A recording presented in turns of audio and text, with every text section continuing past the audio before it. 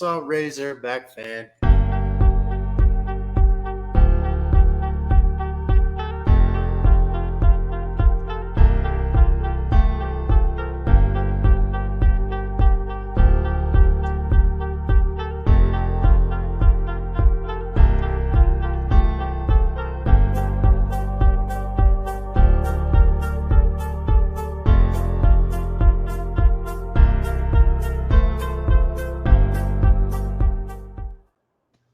Oh, pig suey. Suey. Oh no!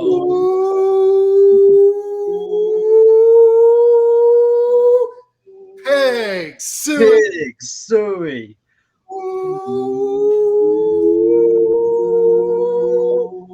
Pig suey. Pig suey. Razorbacks. Razorbacks. Go Hawks. Oh no! We're starting Let the already. record show. Let the record show. I want to clear the air real quick. Chris, how long have we been friends? Best friends, for that matter. Wow.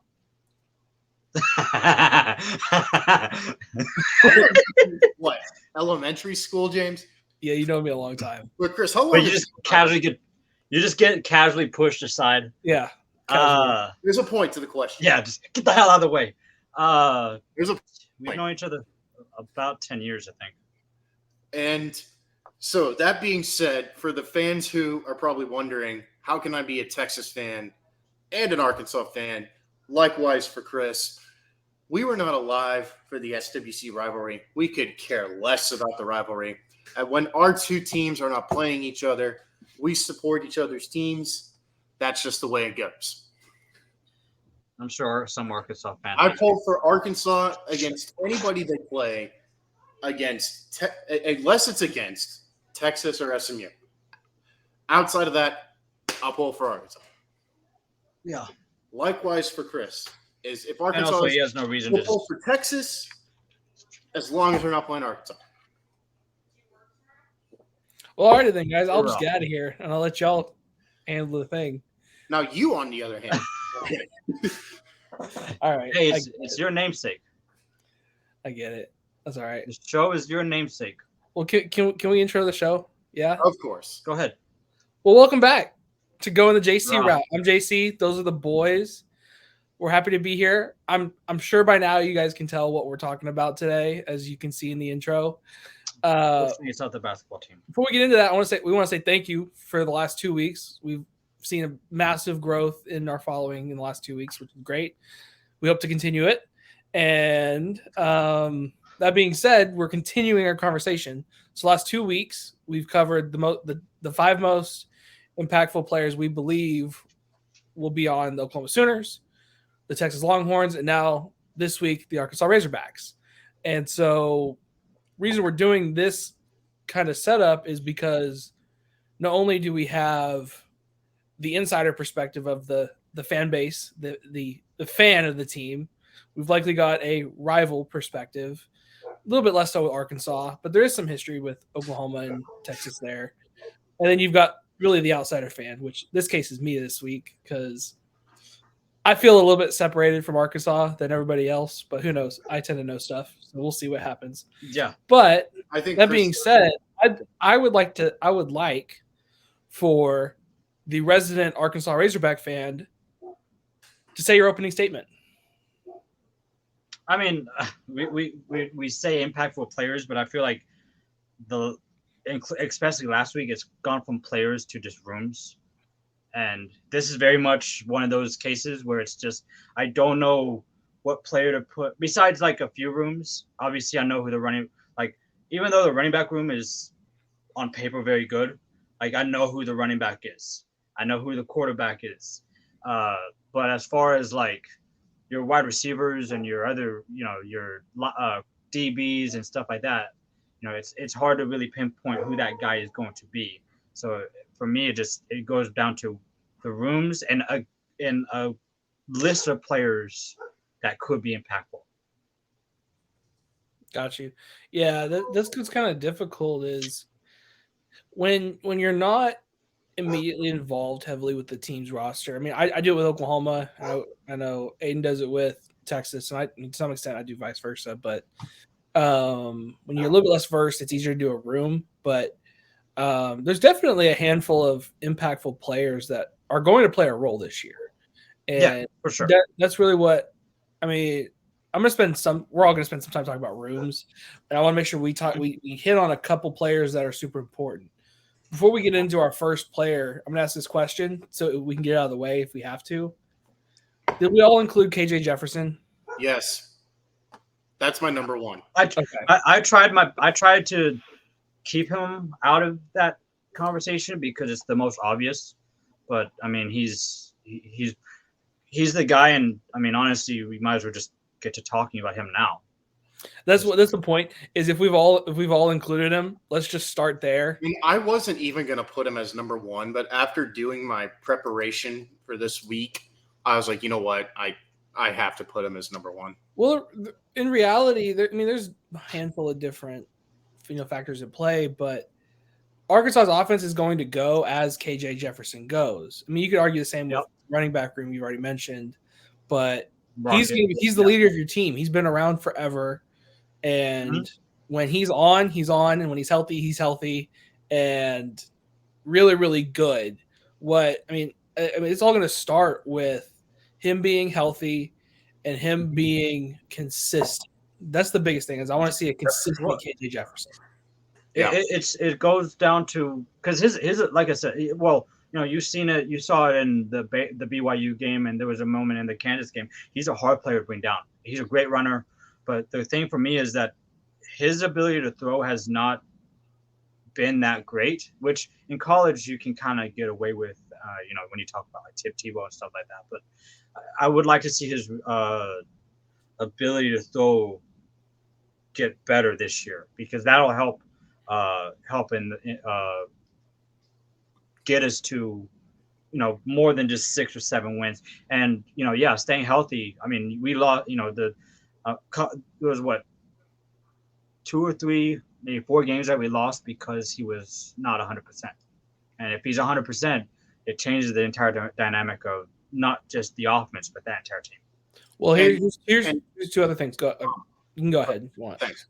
So as we were getting close to tonight, the more I was reading, the more I was taking notes. It kind of reminded me of how Texas's offense looked last year. A whole lot of question around the passing game, but we knew dang well that the quarterback in the backfield was going to be arguably one of the best 1-2 in the Big 12. And going into this season, it's arguably Arkansas has the best 1-2 in the SEC West, at least, with KJ, and then you got Rocket Sanders back there. So I think there's a lot of similarity there because going into this year, the big question mark is kind of 2-pronged. 1, can KJ stay healthy? And 2, how is the wide receiver core going to do, which has a huge question mark hanging over its head this year. Oh, that's yeah, but I mean that's for later. But that's what I found. But anyway, go ahead, James. Yeah. And what I was going to hit at is a couple things. Is you mentioned it. There's been a theme in the Arkansas quarterback room of quarterbacks that are athletic. They can move around, run, different things like that, but they don't necessarily have the most accurate arms. They might have a big arm, but they're not necessarily accurate. And so I think the most accurate quarterback that we had was Ryan Mallett. Right? Ryan Mallett, and then probably Tyler Wilson after that. But yeah, to JC's point, I mean, for the offense to really thrive this year, and any year really, you need a balance between being able to be mobile and run around and move the ball, because that's just an added depth to any offense. Yeah, you've got to be accurate on the deep ball. Now, part of that, a large part of that's on your quarterback, right? Being accurate. Yeah. The other part of that's who's receiving the ball, which that's also a question mark, but we can talk about that later. The other side of that is offensively, you got a new offensive coordinator this year. So we got new coordinators across the board. The offense is going to look pretty decent or very different to what Kendall Briles was running last year. Yeah. I mean, I'm sure there'll be some similarities due to style and personnel, but anytime you bring in a different coordinator, their styles and preferences are always going to change. Absolutely, yeah, absolutely. And that's the thought with bringing in Dan Enos is that his style, at least in theory, is going to fit this wide receiver room a little better with KJ than Kendall Briles. I'd sure hope so. At least in theory. Yeah. I can ask Chris to give me a dissertation on Dan Enos. Well, see, here's the thing. That Oklahoma's had the same kind of trouble with Dylan Gabriel is because Jeff Lebby and Kendall Briles run similar veer and shoot offenses. Yeah. And Dylan Gabriel wasn't terribly accurate in the deep ball. And that hindered us a lot last year offensively. And so that's where, like we said, the offense in Arkansas is going to be a little bit different this year. Regardless, KJ needs to be more accurate on the deep ball to set you guys up for success. Yeah. No, it definitely does. I mean, being well balanced helps, and we've never really been well balanced. It's either been really go on the run, mostly really go on the run. A couple years really go on the pass, but we could never find that happy balance that you need to be a very successful offense. It's just like the year when it was, I think, Brandon Allen, right? And Drew Morgan and Keon Hatcher. But who do you have in the backfield? Exactly. Who did we go? I think we had. Who did we had? I can't remember. When we Anyway, because we were at the we were at that game, right, between Arkansas and A&M where Arkansas was throwing the ball incredibly well until they got in the red zone, and then Dan Enos thought it would be a great idea to switch from what's working really well to, oh, hey, let's run the ball. How many times did you say they ran the ball? This is a side note, but how many times did you say they ran the ball inside the red zone? You counted. they ran the ball. I counted. They ran the ball about 19 times. They threw the ball once, and that one time that they threw the ball, A&M got called on a pass interference. I was so my dad went to the game. He was fuming, and I was pretty irritated. I've never seen your dad. Anyway, I've never seen your dad run in frustration faster up and down a flight of stairs. His dad was mad. He was mad. I don't Literally in his because he has that Arkansas accent. He's like, I'm convinced they need to be throwing the damn ball inside the red zone. I said the same thing. But anyway, who's the next player? It's funny that you say receivers. Like I was telling JC before the show, and like I said at the beginning of the show, it's not. It's rooms. Like besides your KJs and your Rockets, like there's rooms that like you don't know who the guy is, but there's guys that need to step up for sure. And you were mentioning the wide receiver room. That's like it's Isaac Tesla, Andrew Armstrong, Tyron Brody. Like from the guys that are that left, like it's your top, including like tight ends and running backs, your top about 6 players all left. Matt Landers was your top receiver. He went to the draft. Jason Hazelwood, your second receiver, went to the draft. Trey Knox transferred. Katron Jackson transferred. Warren Thompson transferred. The top guy that was your pass catcher was Rocket Sanders. So it's imperative that the guys that I just mentioned have an impact. And I could probably throw in some tight ends in there because the tight ends have been look a lot better than they did last year. But like I said, it's not so much one player. It's Isaac Tesla, it's Andrew Armstrong, it's Tyron Broden. It's like who's going to step up and be that guy? Funny you talk about that. The second player I have that's going to be the most impactful goes without saying. It's going to be Rocket Sanders. He ran for more than 1,400 yards last year with 10 touchdowns. That's not including what he did in receptions. But I actually did not include any of the wide receivers in my top 5 just for that reason. Because, I mean, you took the words out of my mouth.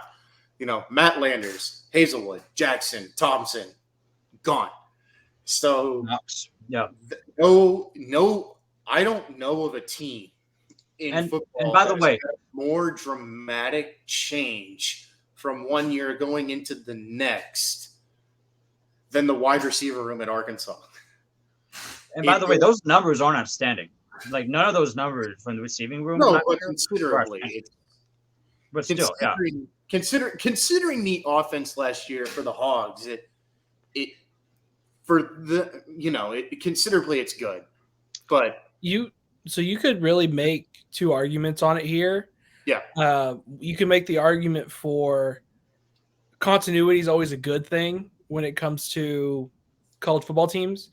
Players that have been around are in a system, players that have experience are always going to help, right? Yeah. You make the other argument of, hey, your top 6 guys are gone now, but also guess what? You've got a new system coming in.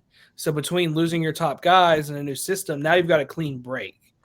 So for those younger guys who haven't got deeply entrenched in that one system, it should be a little bit easier for them to learn that new system and adapt to it quicker. And in theory, right? In theory. But it's this scenario where I tend to be a little bit more on the critical side because there's a saying, Rome wasn't built in a day. So it might take a season or two for this new room to really form some continuity with KJ Jefferson and under a Dan Eno style of offense, which is now coming back to Arkansas, which is very pass heavy. Would you agree, Chris? Yeah. So for those reasons, that's why I didn't pick them. But here's the thing: Rocket Sanders. Different wording. I don't think they're me personally, in my opinion, I don't think they're the most impactful, but it's definitely going to have the most. Well, it's the thing that's going to impact the team the most. The running game, Rocket Sanders. Rocket Sanders is not only Rocket Sanders, but the running back room in general is pretty good. Dominions pretty good. AJ Green, not to mention your quarterback that can run. So the ability to run isn't the problem. The ability to be able to catch the ball and not have those running backs lose yardage and not get as many yards per carry because they have to run so many times is going to be the issue. So first off, can KJ make a good throw? Second off, if he does, can they catch those balls? I wrote down another type of receiver that I'll cover later because he's a little bit farther down my list. But I definitely had Rocket on my list. I wrote down another name that hasn't been mentioned yet. It's AJ Green. Yes. His name is on my mind which, as well. I'm still disappointed Oklahoma didn't recruit him properly. Stupid Lincoln Riley. Jesus. But by the way, did you guys see his tuna steak picture on Twitter? Wait, what? Lincoln Riley tuna steak? I gotta go find this. But like, you guys saw the old brisket picture, right? Like you guys have seen his dry ass brisket picture before, right? Whoa! What? Well, I'll get to it later. I'll send you guys. I just found it. USC head coach Lincoln Riley is being ridiculed on social media after posting an overcooked piece of tuna on his Twitter account. What? Yeah, it's bad. It looks nasty.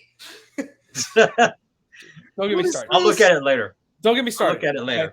Yeah, don't get him started. Anyway, that's a tangent. So my point is, I'll go ahead and talk about it. I mean, we've alluded to it without saying it. Because of the question marks of around the wide receiver room this year, that just makes the running back room all that more necessitous. Like it has to perform, right? We know Rocket is good. We know AJ Green is good. We need them both to perform and maybe at the same time, right? I mean, AJ Green is definitely capable of being that receiving back out of the backfield. He could probably even play slot a little bit too. They both could. And so where the receiving room might have a couple places where it falls off, those guys are talented enough to be interchangeable and potentially receive out of the backfield to be an additional option for KJ, where Yeah. it's still going to be up to KJ and the receivers to open up that downfield threat, moving the ball. But you got that additional option out of the backfield that you can get some chunk yardage here and there, and so that'll be really, really impactful as well. Okay. Yeah, it very could be.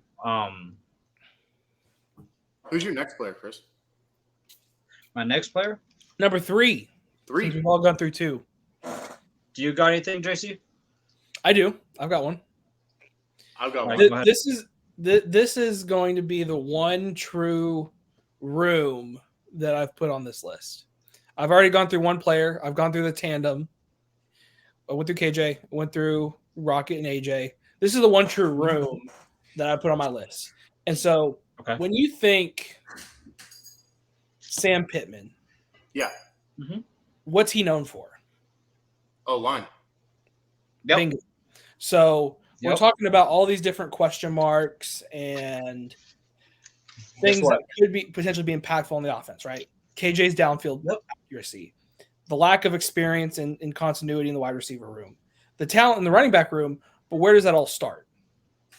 The offensive line. The offensive line, right? So for a coach that his calling card is offensive line, you need that to be the anchor of your offense, because as they go, everything else will be better, right? And so here, I mean, you've got a couple returning guys that you trust, right? Limmer, Latham. Yes. There's a couple transfers that have came in, right? Like Braun, yeah. He came in with a couple others as well. So there's experience there and there's talent there, right? Yeah. Yeah. About are they going to connect right away? Are they going to take time to settle in? Whatever the answer is, or whatever the situation is, you need the answer to be they mesh day one. Game one. Yeah.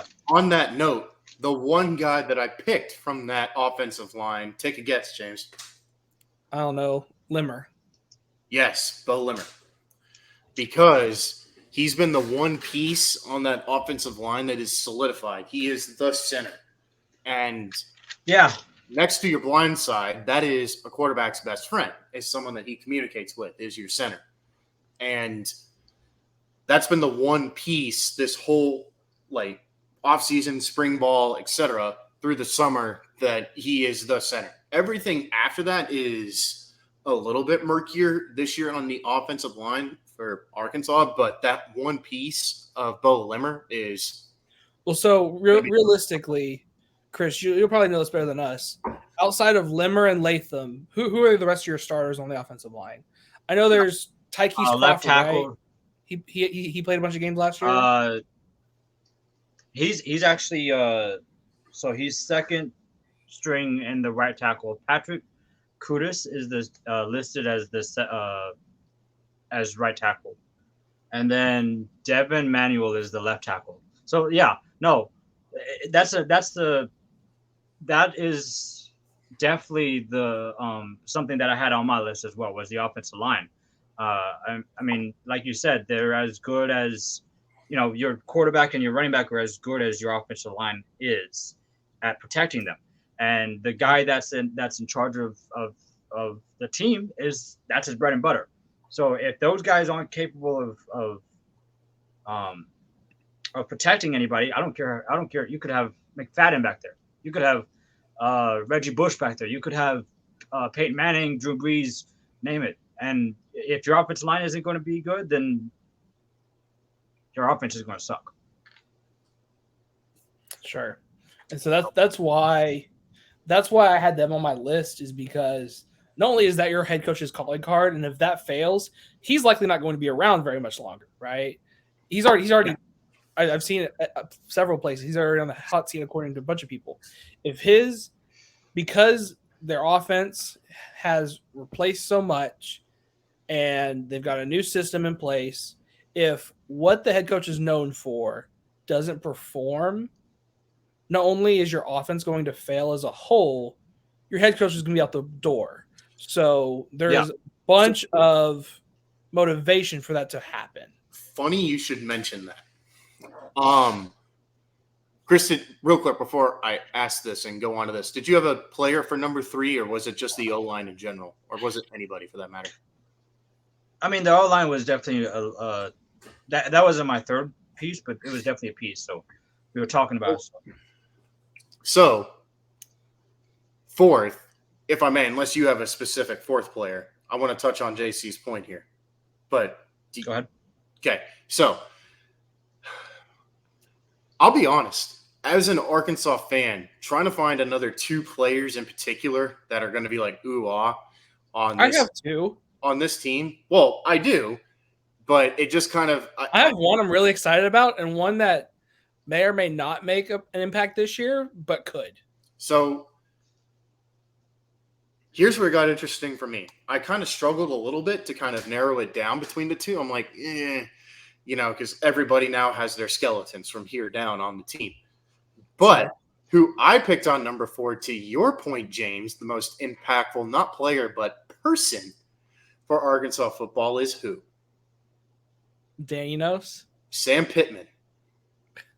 Okay. I picked Sam Pittman because via Chris, actually, I'm in a lot of Arkansas football and just Arkansas sport like fan groups and chat rooms. And it is safe to say, in a nutshell, the honeymoon phase for Sam Pittman is over. That's fair to say. And you're right. That is his calling card. And like we talked about with Texas, right, and a little bit with Oklahoma, what is the shape around our offenses is our O-line.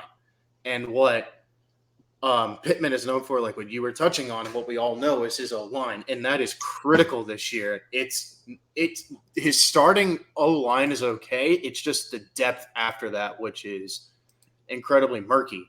So it's like, for me, he is on the hot seat this year, and if the O-line turns out to be as protective as a Walmart plastic bag, he ain't going to be around much longer. Mm-hmm. So for me, it's more. I went from, in this case, it's a tie between a player and Sam Pittman. Yeah, talk about him. But I understand what you're doing with it. What, James? What'd you say? That seems like a cop out for what we're doing, but I totally. It is. It is. No, my number 4 player, my player outside of coach, because I had to include Pittman on there because he is definitely on the hot seat this year, is Andrew Armstrong. Hey. What? I wanted to add something because go ahead. I don't know if he's. I mean, it's definitely hotter. This is a very crucial year for Pittman. He could get back into where people like him again, and not that they don't like him, that he gets back into the good graces of the team or the fan base, or it could just be that he's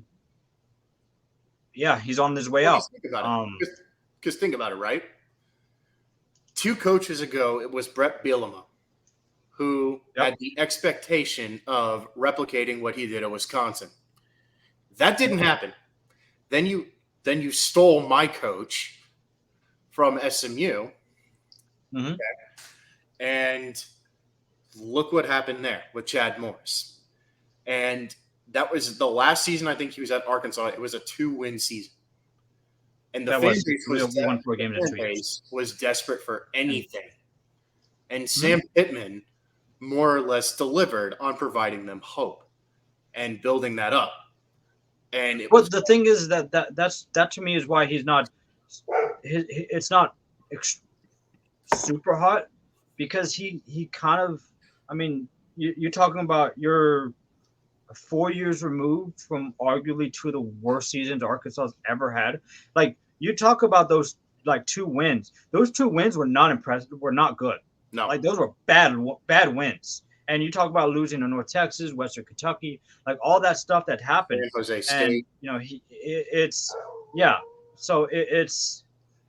I'm not going to say his seat is super hot, but like under the right circumstances, he can find himself without a head coaching job It's the same conversation I had with, for the wrong Texas and about Texas when they hired Sarkisian and other places where you want to see constant growth when you have a new hire and you're building a program.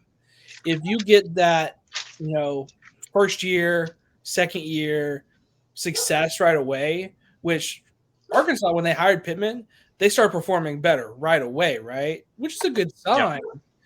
But now that you've had those couple years of good experience and you've taken a step back, now you're like, whoa, hold on, what are we doing?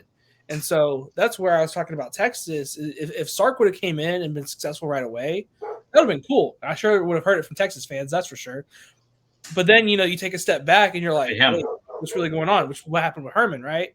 Mm-hmm. He built up, had that year where he won the Sugar Bowl, and then took a step back, and everybody's like, now he's not there anymore. And so you've seen it with Sark. You had 5-7, you've had 8-5, and now this is the year they need to go, 10 plus wins to see progress, right? Mm-hmm. And so that's kind of where the frustration I see with Pittman is. You had success right away, and now you've taken a step back. So is it, hey, let's reset, let's build foundationally, and reset our trajectory, or are we going to continue around mediocre, middle of the road? Which that's the case where he's not. That goes back to why it's such a crucial year, because you go 6-6 again. Because they ended up it's not 7-6 last year. Yeah, and so the thing is, it's not what you as an Arkansas fan, what would you consider growth? 8-5, 8-5, 9-4, something like that.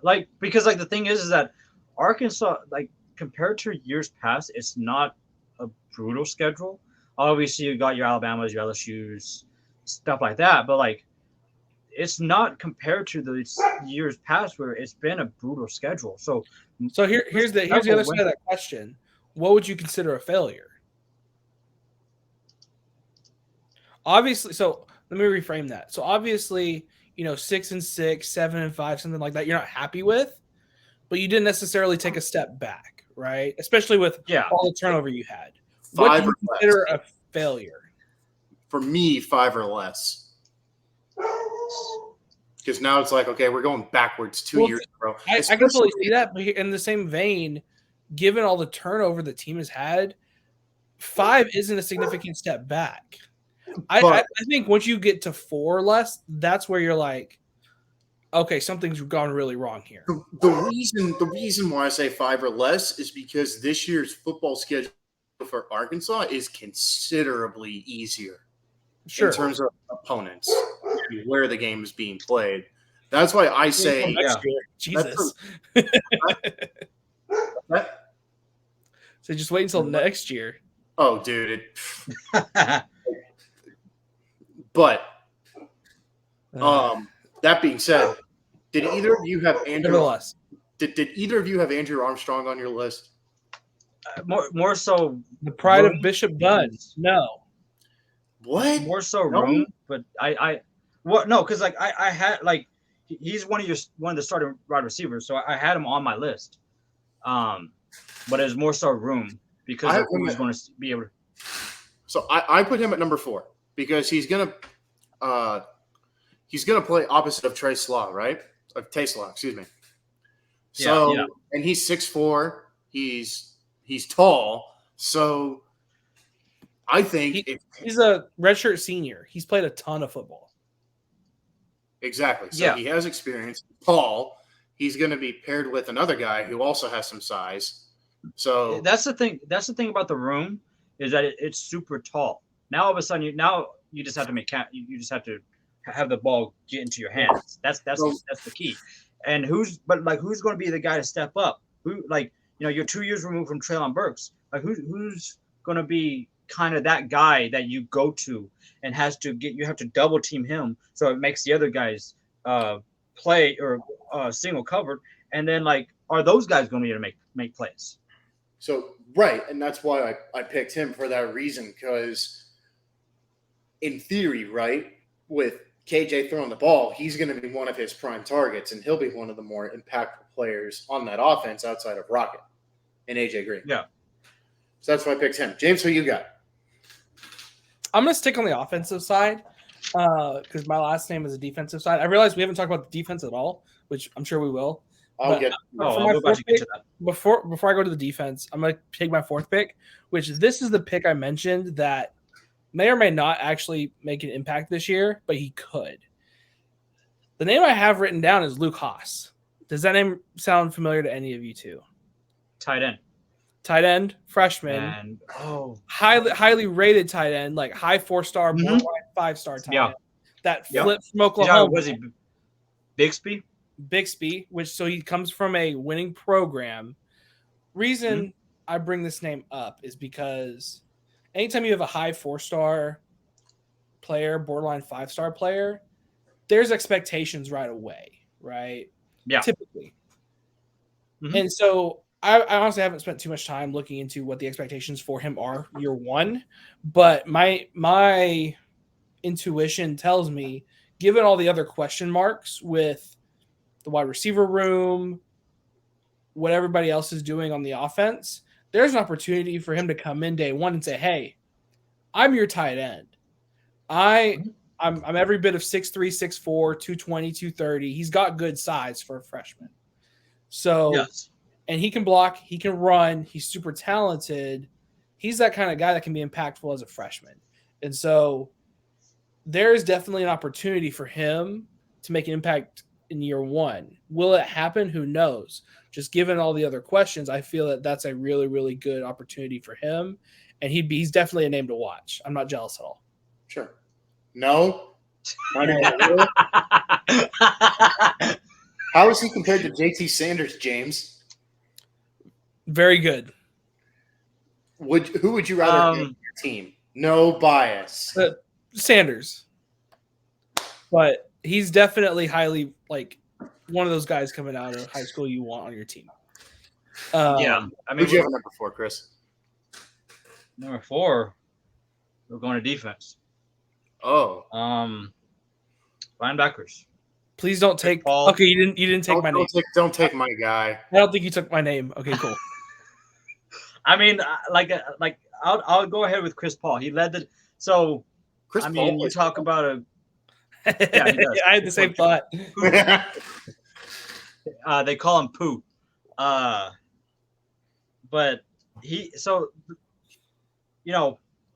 Bumper Pool is no longer there. That's the best tackler in Arkansas's history. Drew Sanders, or Jalen Catalon. I'll get to that later. Drew Sanders is also, he entered the draft. So somebody's going to have to step up in that linebacking core. And so you have the last 2 games of the season, Chris Paul led the team in tackles for 2 games. It was Missouri and Kansas, but he still did that. So can he be the guy to step up and replace either Bumper Pool or Drew Sanders? Because those are 2 big shoes to fill. Funny you mentioned that. My 5th guy is defense. Crook? No. I think, but Chris, before I can get into that, if there is one thing on the Arkansas football team from last year that was the biggest hindrance, what would it be? Kicker. Yeah, totally. No, what would be the biggest thing? Our defensive backs. Defense as a whole, in my opinion, that defense front 7 was okay. It's always been the best way that irritated. The linebacking core and the secondary, specifically the secondary over the linebacking core, was not good at all. But one of my top 5 players, that being said, is on the defense. A transfer linebacker. I got Jaheim Thomas. Okay, it's not my guy. Let's go. I got him. So I looked this up, reading it off my notes. 6'4", 245-pound linebacker who transferred this past year from Cincinnati. He actually, from an article I found, he had 7 tackles against the Hogs when they played last year, and as a whole, as a linebacker, he notched 70 tackles last season. So he has experience, and he has success as a linebacker. So what can help beef up the defense to help make those key stops? Linebacker like Jaheim Thomas. So I think that is an incredible addition to the Hogs defense this coming year. Who's your guy, JC? Let me tell you. I have a guy that transferred recently, actually. Big time transfer. I would love to have him at Oklahoma. Defensive player by the name of Trajan Jeffcoat. Okay. Missouri transfer. Yes, who actually a year or two ago was all SEC. So not only are you getting a guy who at this point I believe is a senior or redshirt senior. Redshirt senior. Yeah, redshirt. He's played a ton of football, right? I think he's played over 40 games already.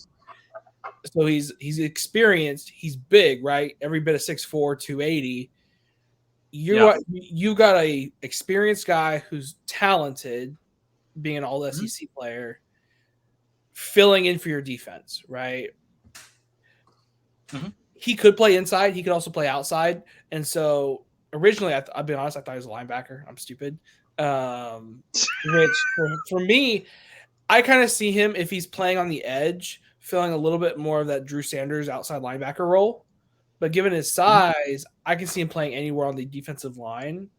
And I want to see him be impactful and, get to the quarterback because, like we've talked about in previous weeks, defense goes as your defense goes as your defensive line goes. And that is a big, big get for Arkansas. Plus, he gets to screw over Drinkwitz. I hate Eli Drinkwitz. What a tool. That's another conversation. So for a team that has a ton of question marks on defense, that's a guy that you plug in and right away and you are super excited about. Was he your 5th guy on defense, Chris? No, he wasn't. I had him listed. I also had Landon Jackson listed as well as a two defense because LSU defensive line. Did I list him? Bald guy. He's played last year as well. He he's out of Pleasant Grove in Texarkana. Yes. So on the state winning I team. had those two. I did have those two guys listed. I don't think the defensive line, while it does have its question marks, it's not the biggest question mark. That's not the biggest question mark on the defense, but definitely adding Trajan Jeffcoat's a big get. Yeah. Oh, it definitely helps. It helps for sure. I think the biggest need somebody outside to be of linebacker, which is the obvious one. Yeah. What happened? You stopped talking. So outside of defensive line and the obvious problems at linebacker, we did it again. We're just gonna wait. Okay, I'll continue. All of us are waiting.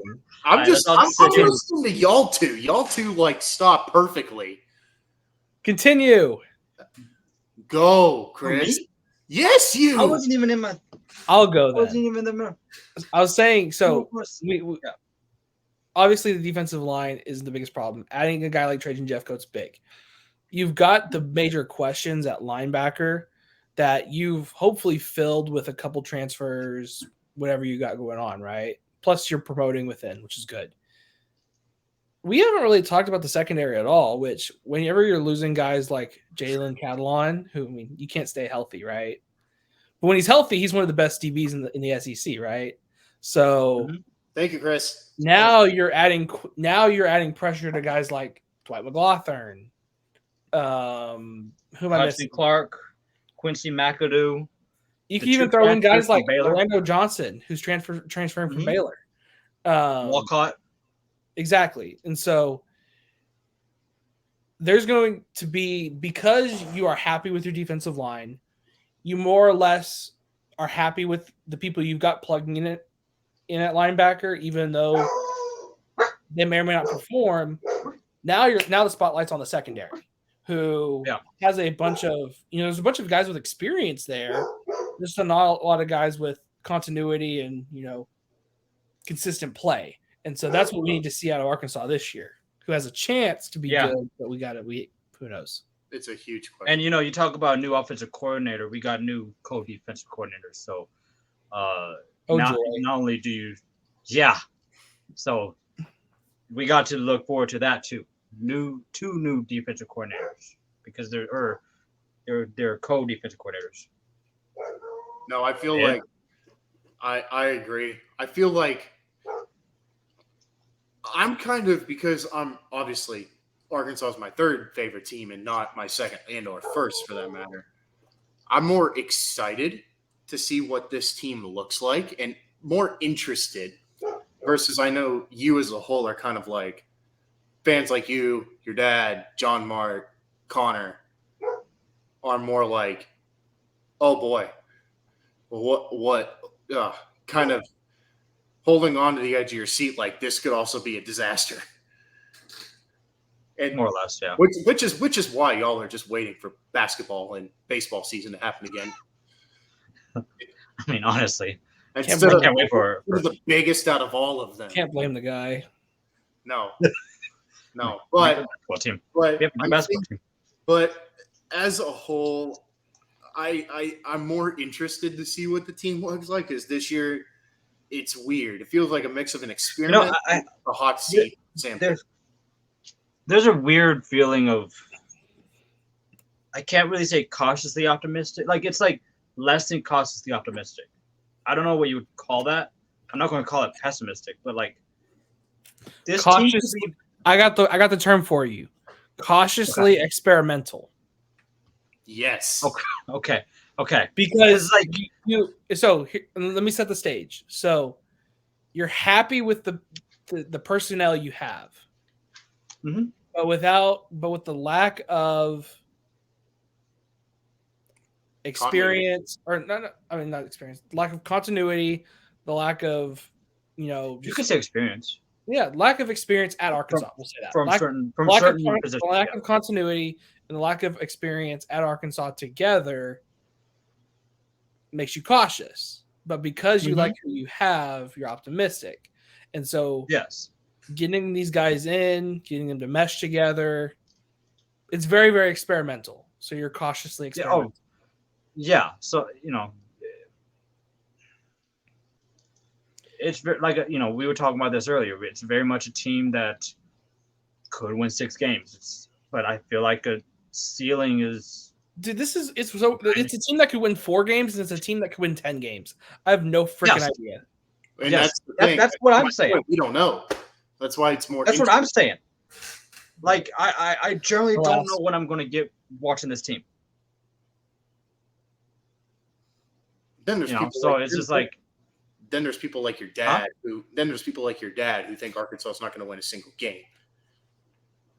Not kid, James. I'm not kidding. That's actually those are just the pessimists. Look up the definition of pessimist. You'll find Chris's dad in the definition in the dictionary. I'm not kidding. No, I mean, let's be honest. But if you can't be much from Carolina at least week 1, you probably shouldn't be in the SEC anyway. Oh, if we do that, I'm definitely talking about basketball for the rest of the season. I don't care. I don't care what we're talking about. Basketball is coming up. Fair enough. Well, we've all gone through our 5. Any closing thoughts? Can I talk about the Cowboys? No. Then no. Good. Awesome. Thank you for everybody that was listening. We enjoyed it. I hope you enjoyed it as well. We will be back next week with some different content. Chris, hard to be humble. We really enjoyed this series. No. Let's end it on the basketball season. You guys talk about basketball season. What, James? No. You guys want to call the Hogs again? I'll call the Hogs again. I'm good. Come on, Chris. Here we go. Woo! Yeah. Pig suey. Come on, Chris. Woo! Pig Suey. Woo! Pig Suey. Razorbacks. Go